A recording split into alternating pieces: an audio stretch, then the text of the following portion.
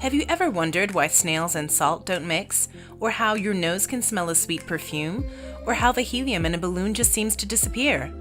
Look no further than the cell membrane. Think of the cell membrane as a gatekeeper.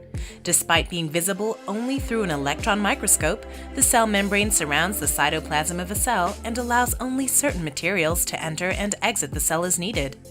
This is called semi-permeability or selective permeability.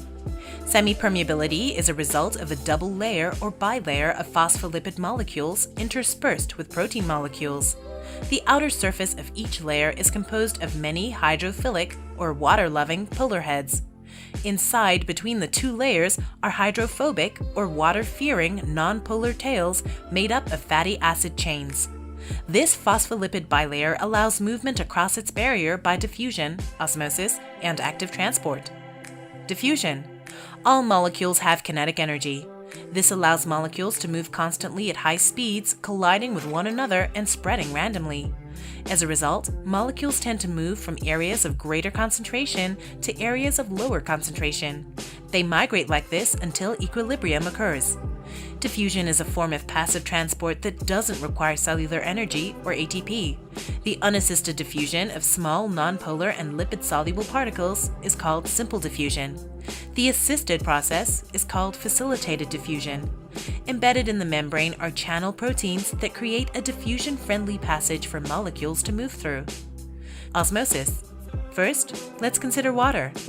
Water cannot pass through the phospholipid bilayer because it is polar. However, it is small enough to move through the protein molecules embedded within the cell membrane. Osmosis is most relevant when considering water-based solutions.